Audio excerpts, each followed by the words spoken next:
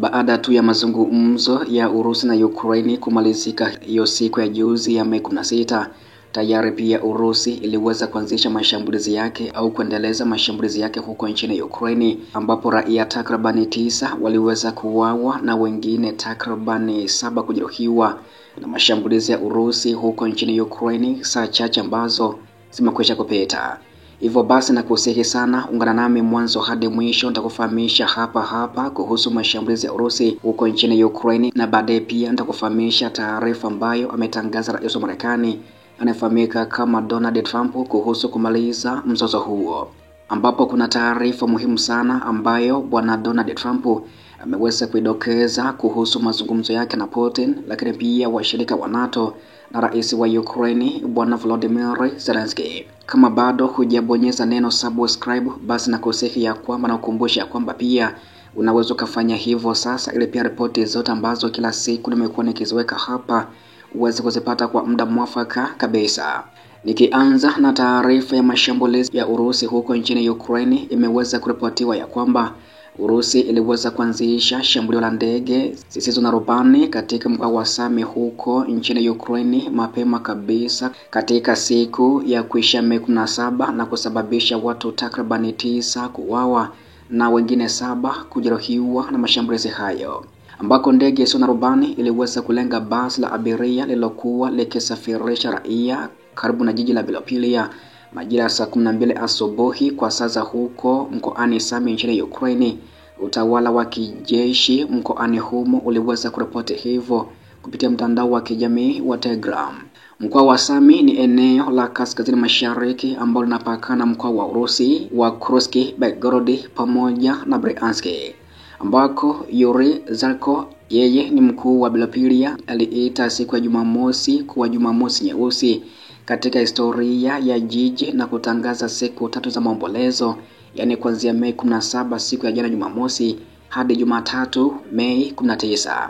Basi hilo lilikuwa limebeba watu nje ya jiji kwa ajili ya kuhamisha, ambako pia majeruhi walitibiwa katika eneo la tukio na kisha kuhamishwa hospitali ya Sami. Kwa sasa pia wanachukua miili. Baadhi ya wahasiriwa bado hawajatambuliwa na wengi wao ni wanawake wazee pamoja na wanaume 2 au 3, taarifa iliweza kueleza hivyo. Huduma za dharura na polisi pia wanafanya kazi katika eneo la tukio kuendelea pia na uokoaji kutokana na shambulizi hilo. Katika taarifa yake baadaye ya Mei 17, rais wa nchi hiyo bwana Volodymyr Zelensky aliweza kuthibitisha kwamba wahasiriwa wote 9 walikuwa raia, na akasema familia ilikuwa miongoni mwa waliouawa. Kulingana na habari za awali zilieleza kuwa Warusi waliua familia, baba, mama na binti walikufa katika mgomo huo, Zelensky alisema, na kuongeza kuwa Warusi hawakuweza kushindwa kujua ni aina gani ya gari walikuwa wakilenga. Alisema watu 7 walisalia hospitalini wakiwa na majeraha ya moto, mivunjiko na mtikisiko, lakini walikuwa wakipata huduma stahiki. Zelensky pia alihimiza kuwepo kwa shinikizo kubwa la kimataifa kwa Urusi kufuatia kuvunjika kwa mazungumzo ya amani mjini Istanbul huko nchini Uturuki mapema wiki hii. Jana, kama siku yoyote ya vita hivi kulikuwa na nafasi ya kuzima moto, Ukraine kwa muda mrefu imependekeza usitishaji vita kamili na usio na masharti ili kwa maisha, alisema Zelensky, na kuongeza kuwa Urusi inahifadhi kitu kimoja tu, uwezo wake wa kuendelea kuua.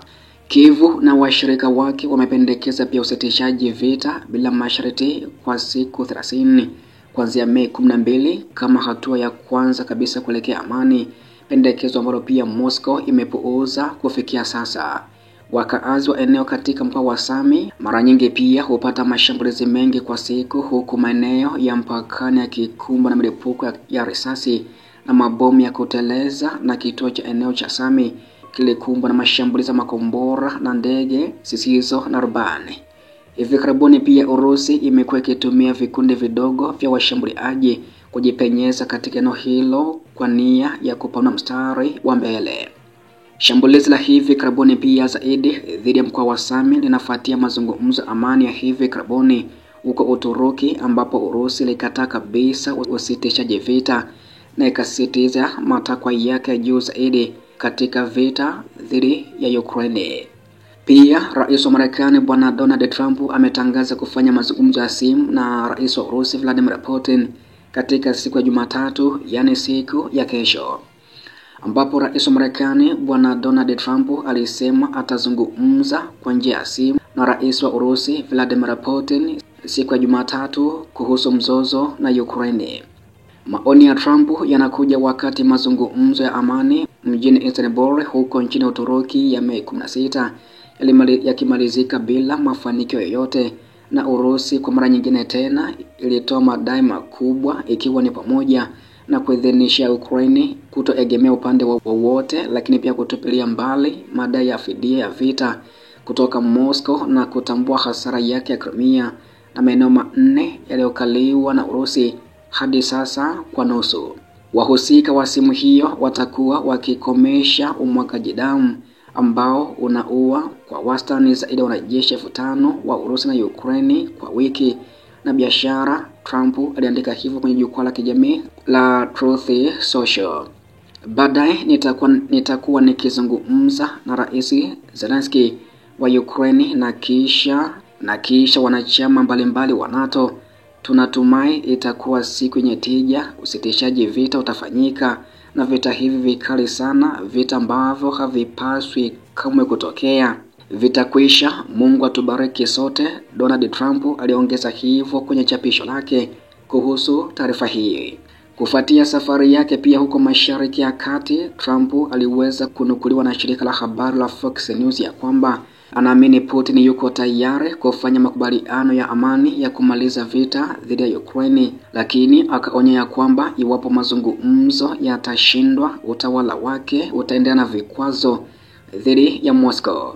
Kusema kweli, nitaweka vikwazo ikiwa tutafanya makubaliano, Trump alisema. Huu ni wakati wa Uturuki, tunazungumza Uturuki na tutaona kitakachotokea. Hii itakuwa mbaya kwa Urusi kwa sababu wana wakati mgumu sasa na uchumi, bei ya mafuta iko chini. Trump alisema anaamini makubaliano hayatawezekana bila kuhusika kwake, na akaeleza mipango ya kukutana na Putin hivi karibuni na kuongeza ana uhusiano mzuri sana na Putin. Wakati huo pia waziri wa mambo ya nje wa Urusi anayefahamika kama Sergei Lavrov na waziri wa mambo ya nje kutoka nchini Marekani bwana Marco Rubio walipigiana simu siku ya Jumamosi ya Mei 17, ambayo pia iliripotiwa kuwa ilianzishwa na Marekani ili kujadili uhusiano wa nchi hizo mbili na mazungumzo ya hivi karibuni ya amani huko Uturuki. Vyombo vya habari kutoka Moscow viliweza kuripoti hivyo. Lavrov alikaribisha kile alichokiita jukumu la kujenga la Washington katika kuhimiza Kyiv kukubali pendekezo la Putin la kuanza tena mazungumzo huko Istanbul. Marco Rubio aliripotiwa kusifu ubadilishanaji wa 1,000 kwa 1,000 wafungwa na juhudi zinazoendelea za kufafanua masharti ya kusitisha vita baina mwa Urusi na Ukraine.